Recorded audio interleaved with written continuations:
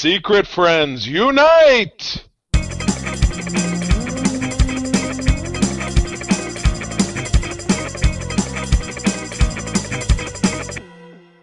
Welcome to the Secret Friends Unite podcast, episode 452. This is your guide to the geek side, and I am your only host for this episode, Todd Oxtra. I am dwelling in the beautiful city of Savage, Minnesota, getting ready to go and enjoy a Thanksgiving break with my family. With that, though, I want to send a message of warming embrace and healing to Charlie, who unfortunately just got the COVID for the first time. So 3-year streak is ended and Charlie is recovering. So this is going to be a little bit different of an episode. So it'll just be me solo riffing on the news and then giving a little bit about what I'm interested in the Geek Easy. And that's going to be it for this episode. So hopefully you enjoy it. And it's a little bit different. I've only done this once before, but we'll see how this goes. If you want more of these one-offs, we'll see if this happens. But then at this point, I think it's on with the show. So Charlie, get better. And now it's time for us to thank our Patreons, our Secret Friends Squad. Just as a note, folks, with Patreon, you got a lot of great benefits. Not only do you get exclusive Patreon content, first, you also get all of our episodes without ads. So join our Patreon, just like our awesome friends with benefits, Corey and HD, John Dorf, Phoenix Sisters Cosplay, and Brendan Myers. Also, our BFFs, Sean, Stella, and Henry Nias, Missy Merchant, and Andy Milliken. Thank you so much. And we just released, a more recent episode of The Spinner Rack. Charlie just released an episode of The Facts of Geek Life, all about Daria, that 90s animated classic from MTV. So check those out. And also, Mark just dropped a great interview with Timothy Zahn on Patreon. So check that out. If you're interested, you get a 1-week free trial on Patreon. And then if you enjoy it, stick around. We'd love to have you. So with that, it's got time to get into one of our favorite parts of the show, which is we got this covered. So we look back at a cover that graces the same episode number as our show. Obviously, most comics don't go up to 452. So we picked number 52. We kind of restarted with numbers. We'll probably do it again when we hit 500, go back to 1. So this issue that I wanted to hit on was Transformers. So it's hard to believe that Transformers still had a comic book in 1989. I know I was huge into the series, debuted in 1984. There was a comic book, there was an animated series, a movie, and the toy line. And I really got out of it, toys, when probably, I hit junior high. That was probably where I finally said, gotta grow up, chase girls, do those type of things. So it's really interesting to see where Transformers went, because the toy line really dropped off after G1. They did some different things, but it really wasn't successful after that. So we've got this cover for Transformers number 52. It is called Menace of the Mechanibals. And you've got this poor Autobot Decepticon, doesn't show his symbol on the screen. This is from May 1st, 1989. And these, basically, they're in a web. They look like spiders, the robots, and apparently there are cannibal robots. Didn't know that happened. It's a thing. I don't know if they want their juicy metal. I don't know if they like their fluids. I don't even know, like, do Autobots have, like, transmission fluid in their veins, oil? I know they run on energon, so I'm not sure what's that like to drink, but maybe that's what the Mechanibals live off of. But man, oh man, they are horrific. And I don't know if they were ever, I believe the cartoon was already off the air after like 3 seasons, so don't know if they touched on this. And I know this comic book went to like issue 80, so almost 3 more years, which at that point I'm like, I don't even know what they're covering. So I know some people are big fans of the old Transformers comic, but really I probably dropped the series after like 12 or 13 issues, because it just didn't follow the show, and the toys after that were kind of like it just didn't feel like it was hitting me where I lived. So Transformers number 52, This is once again another licensed comic that I don't know where this lives. Maybe somebody's reprinted it, but it was under Marvel, and they don't own the Transformers license. Currently, it's at Image. That great new series. Robert Kirkman brought it out with Void Rivals, and they've also got the new G.I. Joe series. So check that out with Skybound. They've got some new good stuff. So if you're interested, see if you can dig one of these up from a dime bin or a nickel bin, and check out Transformers 52. Watch out for those Mechanibals, though. They're kind of gross. So with that, it's time for us to move on from our great cover onto our gal pal, our senior news correspondent. So without further delay, Madam Webb, take it away. Now it's time for Madam Webb's Rumors and News. Take it away, boys. Thank you, Madam Webb. Oh, Madam Webb, I know Thanksgiving is one of your favorite holidays. You break out your Pilgrim costume, which is actually what you wore actually at Plymouth Rock because you were there. You tried to trade some of land for poisoned blankets. You were thrown out of the country, and you were essentially persona non grata with the Native Americans today. But you know, Madam Webb, I still think there's time to ask for forgiveness and be thankful for where you are today, which is our news correspondent. So thank you, Madam Webb. Have a great Thanksgiving. And myself, I'm going to be hanging out with my family in Michigan. It's going to be a great time. And I can't wait for that great food, the camaraderie, and watch the Lions actually be a good team this year. So with that, we get into the news stories this week. The first one is a trailer we didn't actually cover. It was a few weeks ago, and that is the Ghostbusters has a new film, The Frozen Empire, which quite honestly, I forgot this movie was coming. I don't know if it actually changed its release date, but it's going to be coming out March 29th, 2024. Essentially, we're picking up where we left off with the cast. We're going to be involving, once again, classic Ghostbusters. We're going to have, Winston Sedmore is going to be in this movie. It's going to be in New York, which is going to be kind of fun going back to New York. The first two movies were in New York. I believe the reboot with the female Ghostbusters was also in New York. So it's getting back to the heart of Ghostbusters, which is New York. They're probably going to be going back to the headquarters, and they've added some new actors to this, including the cast from the last film, and that's going to be Patton Oswalt and also Camille Nanjiani. We don't know what role Camille will be doing, but it looks like Patton is going to be kind of a geek, kind of probably an underling of Dan Aykroyd in his magic shop or his mystical shop that he has in New York.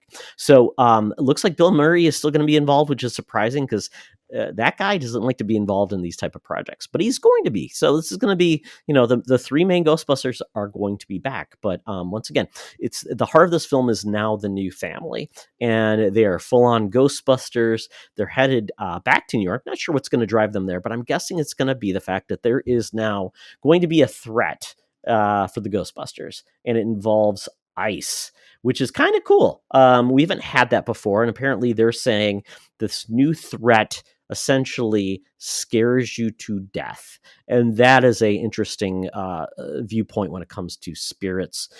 Typically the Ghostbusters have been kind of scary but also spooky, not always scary. And this one looks like they're going to lean into the more horror, but the frozen elements are kind of cool. They show spikes of ice coming up from the ground. They basically show some characters freezing to death, and apparently this movie is inspired by the real Ghostbusters, which was a great take on the animated take in an animated series back in the day. It was syndicated. It was basically picking up after Ghostbusters 1 and continued to tell stories with the characters, different voice actors, of course, but every episode was a monster of the week, a different type of threat, which is very cool because there were some really good episodes. The funny part about it was they introduced a character named Sam Hain, which they got the name wrong, but it was Samhain. Basically, it's the spirit of Halloween based on a pagan holiday. And they created basically a pumpkin head type villain, which I thought was funny because they called him Samhain. Samhain.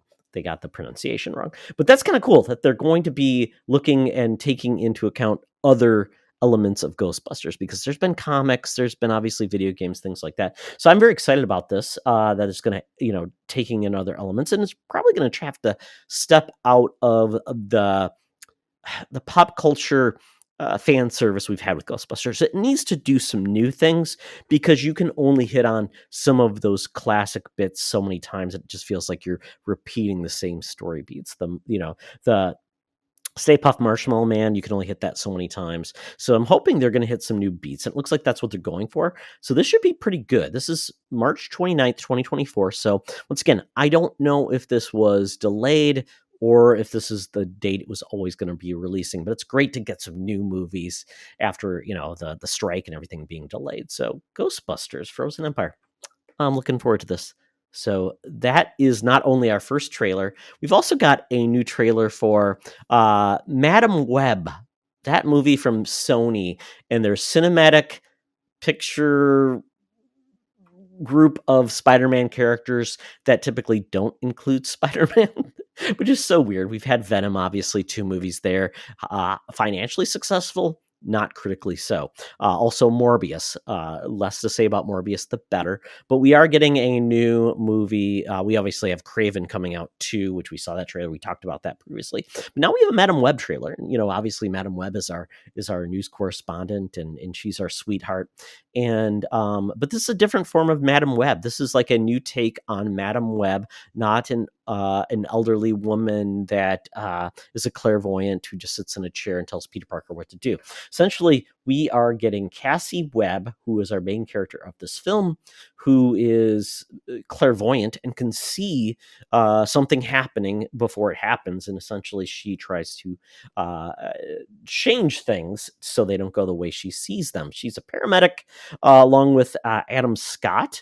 And in this film, we find out that her mother died specifically in the Amazon investigating spiders. And she finds out about the potential killer of her mother as she has basically an introduction to Ezekiel. Gonna get his name right. Ezekiel Sims, who looks like Spider-Man in this trailer. Kind of not a great costume. Apparently tries to kill her and 3 other women. And the 3 women are part of the Spider-Verse, essentially.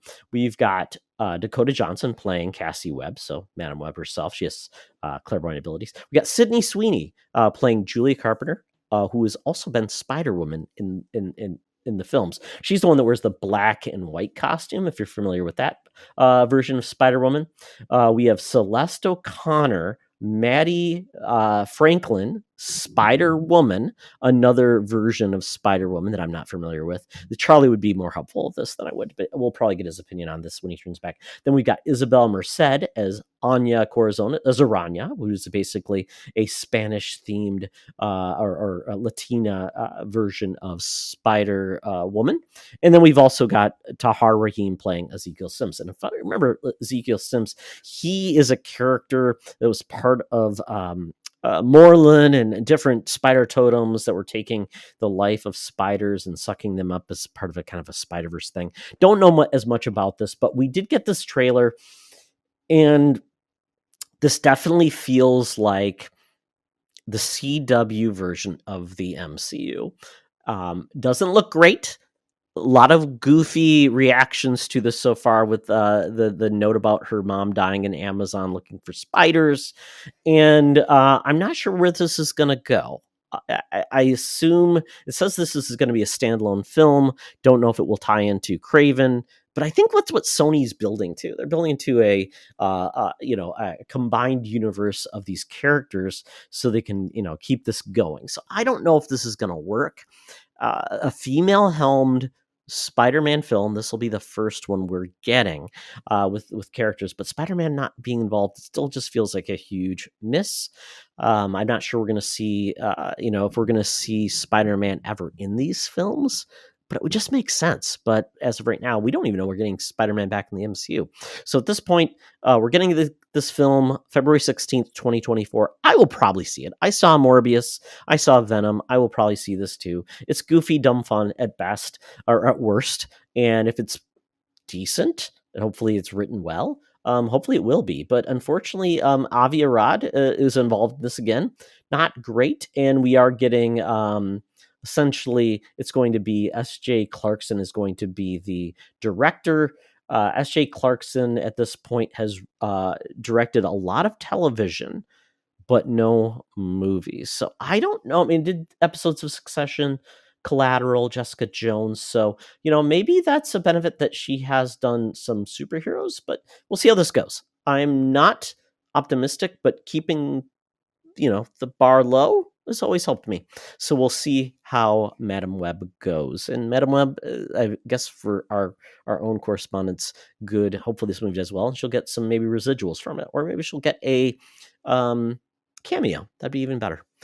So at that point, we get another trailer, and this is for What If Season 2. This is debuting December 22nd, 2023. This is the follow-up to the first season of What If on Disney+. I was a big fan of the first season of What If. Some episodes were good, some more episodes were really good, and some episodes were so-so, but I love the art style. I really would love to see Marvel do more with this. I'd also love to see Star Wars maybe dabble with this art style. It's really cool. It's not photorealistic, but it definitely embraces what the actors look like, but also is very highly stylized. I think it's well animated from an action standpoint. So we are getting this December 22nd, like I said. And the interesting part is it's 9 parts. And with 9 parts, it's actually dropping an episode every day. This is different than anybody else has ever done. Some people have done, everything drop at once. Some people do drop a couple episodes and then do weekly releases. Some do weekly releases. Well, this one is doing daily releases. So I'm assuming these episodes will be like 20 to 30 minutes long, which is perfect. And I think this could be a good way to keep people checking in.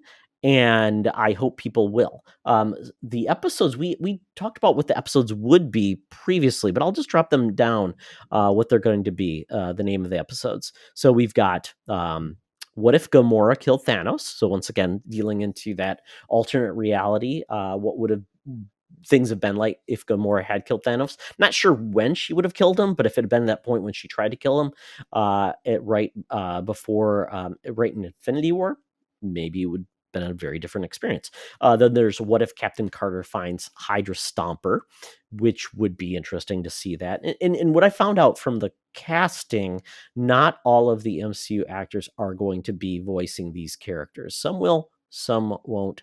Captain America will not be voiced by Chris Evans. And that's a continuation from season 1 is the Hydra Stomper piece. Because Captain Carter was really a standout of this series. And then What If the Tesseract landed in the Haudenosaunee Confederacy before the colonization of America?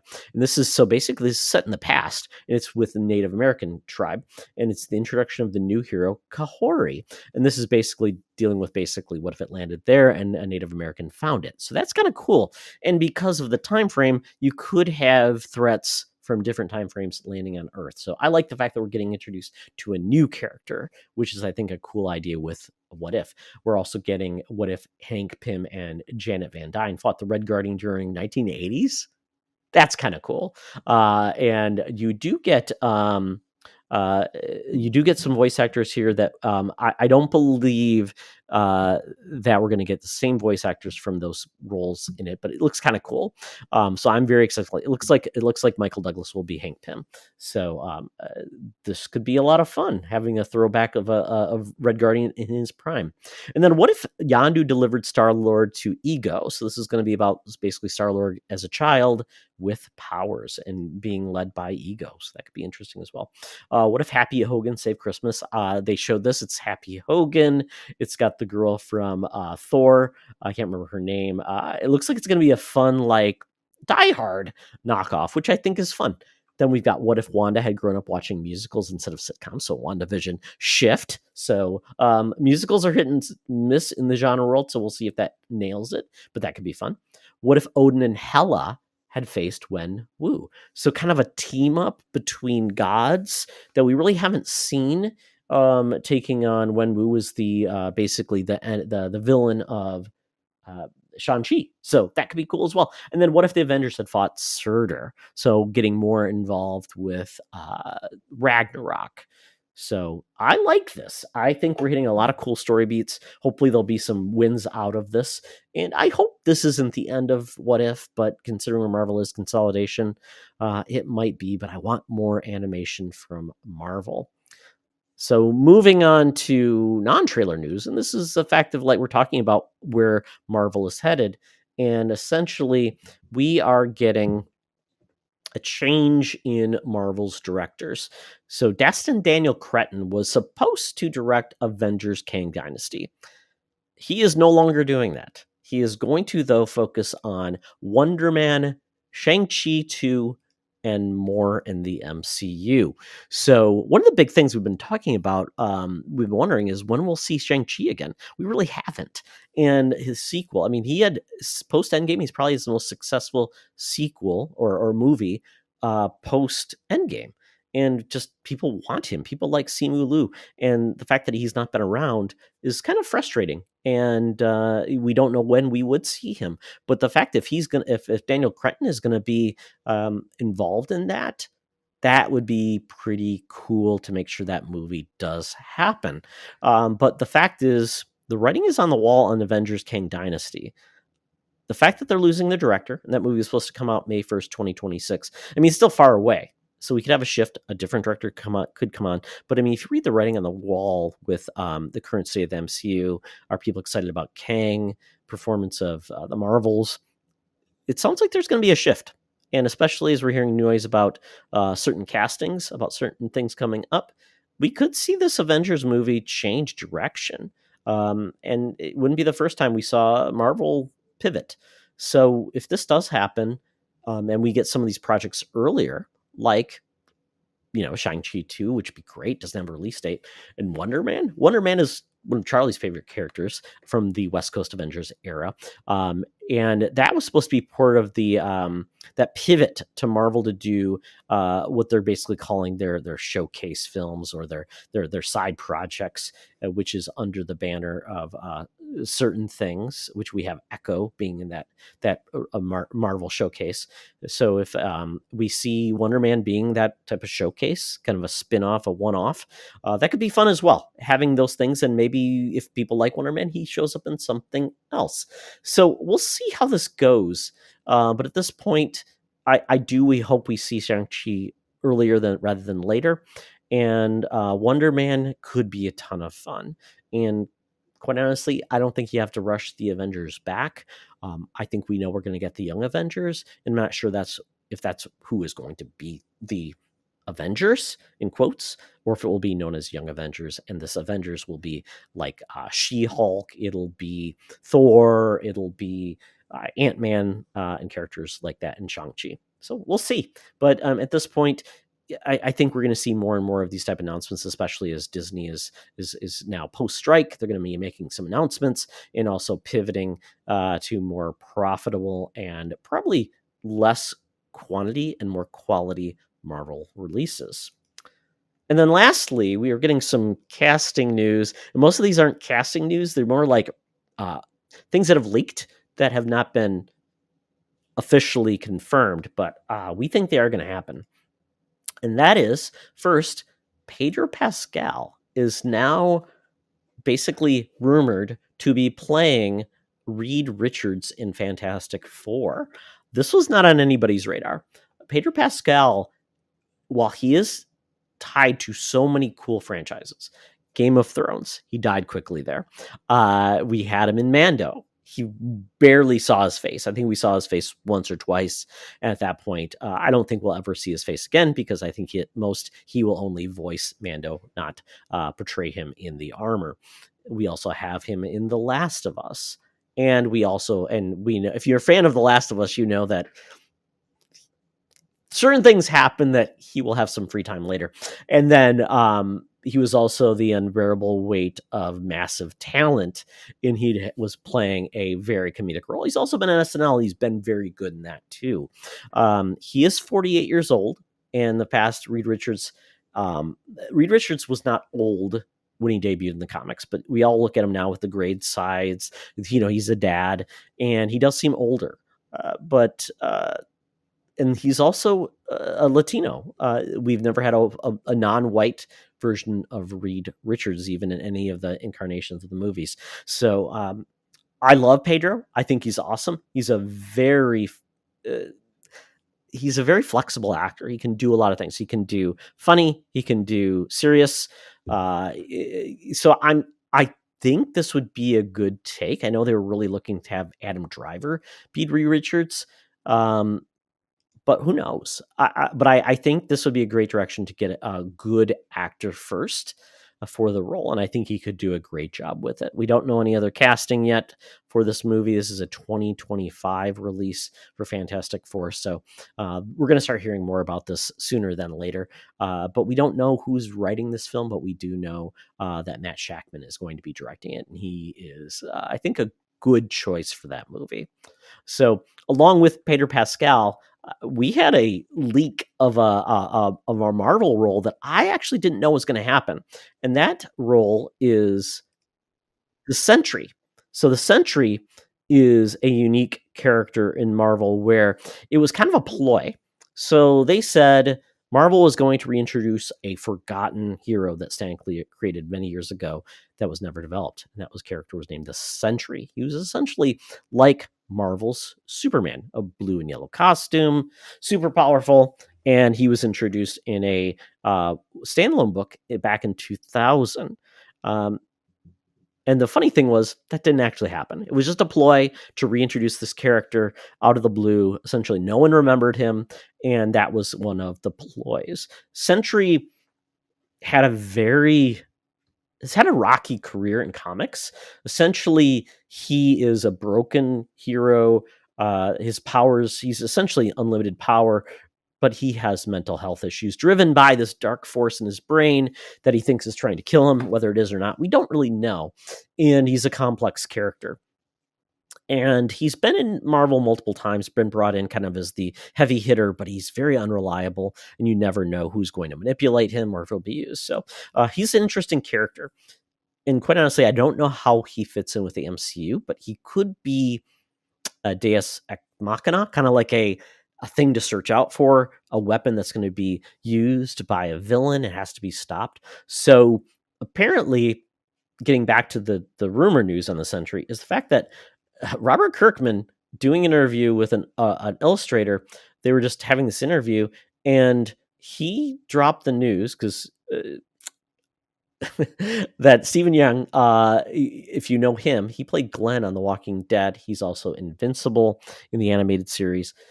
They're very close, Robert Kirkman and Stephen Young, and he essentially dropped that Stephen Young is going to be the role of Sentry.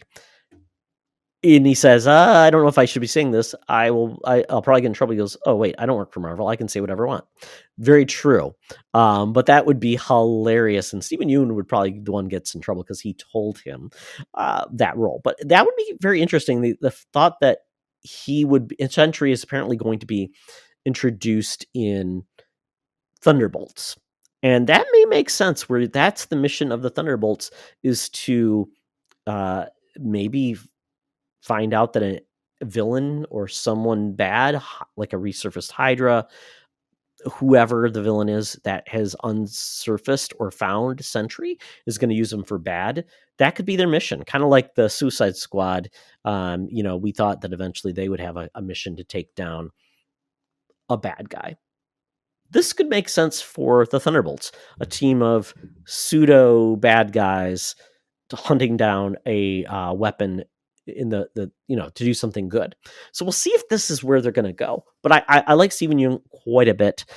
Interesting pick for Sentry, though, because Sentry, I don't have anybody in my mind who would be a good Sentry. Very unhinged. I mean, and maybe you could say maybe it's a character we've seen before.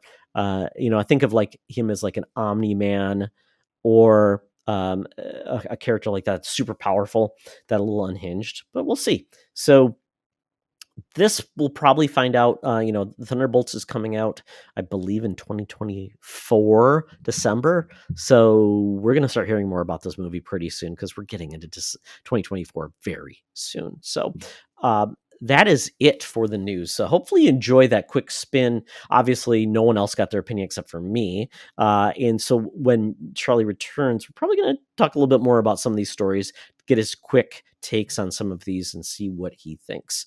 So that is it for the news. Hey, Secret Friends Unite, let me tell you about Zencastr. We use them for our show, and now they're supporting us. Zencastr is now the all-in-one solution making podcasting easy. It's the ultimate web-based podcasting solution, provides high-quality audio and video podcast production and hosting. With a full suite of professional tools, podcasters can seamlessly record, produce, and publish studio-quality content, all from one dashboard. Being a creator has never been easier. And we chose Zencastr because of the ease of use, high quality output, and it makes it super easy for our guests to come on.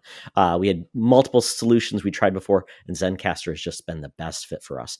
Why Zencastr? It's now super easy to record a podcast with Zencastr. Log in using your browser and start recording a high-quality podcast right away. Record studio-quality sounds and up to 4K video with your guests. Feel a sense of zen knowing Zencastr's multi-layered backups ensure you always have your recordings in the highest quality, even if the connection is unstable. Have you ever worried what you sound like? Zencastr's post-production process makes you sound buttery smooth. It automatically removes those ums and ahs in your recording. It removes those awkward pauses in conversation too.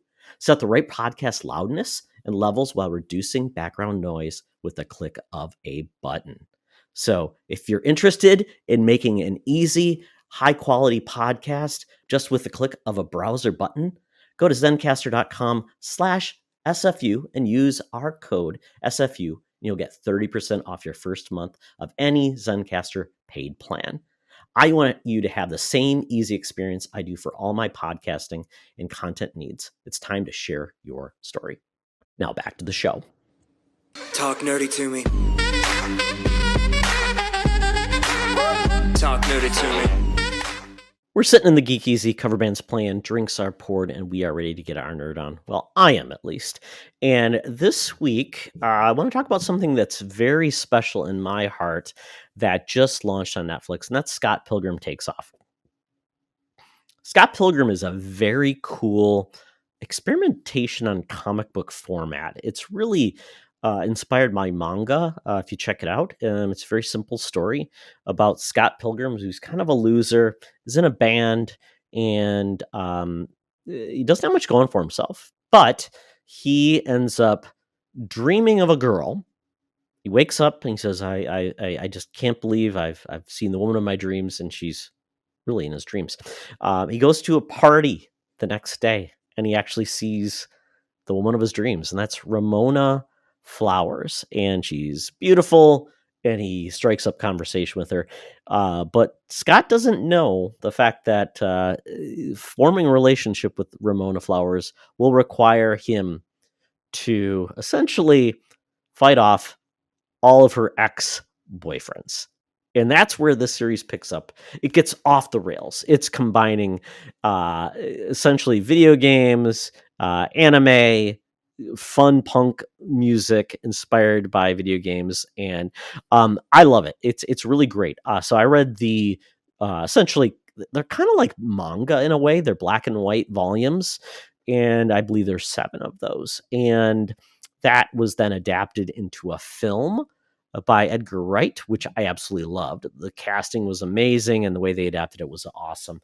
Became kind of a cult film, didn't do well at the box office. Then they created a video game by Ubisoft, actually did it. It was a wonderful video game. Beat 'em up, classic beat 'em up. Think of like the X-Men game. And that was highly loved. Then you couldn't find it, and then they re-released it. So that's out there now if you want to pick that up. It's really, really well done. Great music, great beat 'em up. Really enjoy that. And then we got the news, and they've also colorized the manga or the graphic novels, and now that's available in color form too. And now it's kind of weird. It's kind of gone full circle. The cult movie becomes like it gets a following, and then it gets a undercurrent of like, hey, we want more of this. And so Netflix has adapted Scott Pilgrim in conjunction with Brian Lee O'Malley, the creator. and they have created it basically an anime of Scott Pilgrim. It's called Scott Pilgrim Takes Off, and it's 8 parts. Dropped on Netflix on Friday. I watched 2 episodes so far, and it's wonderful. Completely honors the art style of the graphic novel. It's beautiful animation. And the coolest part is they brought back all the voice actors from the movie. Michael Cera, Chris Evans, lots of great voice talent. It's really wonderful. And the first 2 episodes are great. I just love it. They are all in, having a great time. The music rocks. The animation style is wonderful. And I'm just digging it. So if you're curious about it, the cool thing about Scott Pilgrim is each version you can appreciate on its own. If you just want to read it, it's great. But if you have read it, I think there's something to take away from all of the different variations in the interpretation. They basically leverage the art form in a very effective way. So I definitely recommend Scott Pilgrim, whatever way you take it. And then if you enjoy the anime, read the books, watch the movie, play the game, vice versa. If you start with the anime, or if you start with the movie, read the books. So check out Scott Pilgrim. It's really great, really fun. He's not the hero you want, but he definitely is the lovable loser you root for. So check out Scott Pilgrim. One more thing I want to hit on today, and because Charlie's not here, I can talk about video games a little bit. Just want to let everyone know that if you're into video games and you want to hear me talk about them, check out Co-op Mode. I do that with Mark Caravan. That is over on the Secret Friends Unite network feed if you want to get it there, or you just get that individual show as well. And I've just been deep diving into video games lately. It's that time of the year, the time to really lean into all the games before Game of the Year is announced, because we've got the Game Awards coming up, I believe December 7th. And at this point, there's really only one big game left, and that's the Avatar game. So that's going to be coming out like December 7th as well. So that will miss the Game of the Year awards cutoff. But at that point, I'm really focusing on a couple of games to finish before year end. Alan Wake 2, which I love. It's basically Stephen King brought to video game form. You play the author.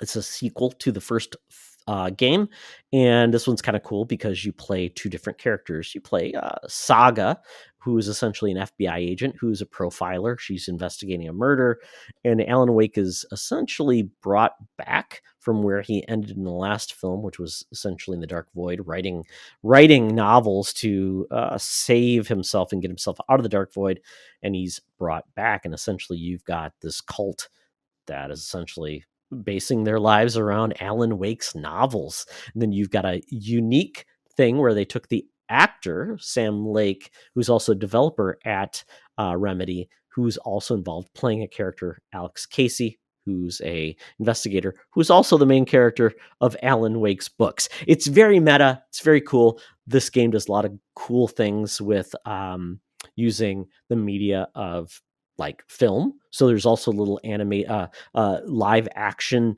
elements like in a talk show, and they use the real actors who play them in the game with their likenesses, and they look just like them. So it's very cool. So but I love it. It's very much scarier than the first film. It's more of a survival horror film, limited inventory, and it has jump scares like you wouldn't believe. So I'm excited to finish Alan Wake and get that done before the end of the year. I also I'm getting Super Mario Brothers RPG. Excited about that because I've never played it. It's a classic. I'm also playing Mario Wonder, which is a great 2D Mario platformer. And I did play Call of Duty Modern Warfare 3, and it feels like a cash-in.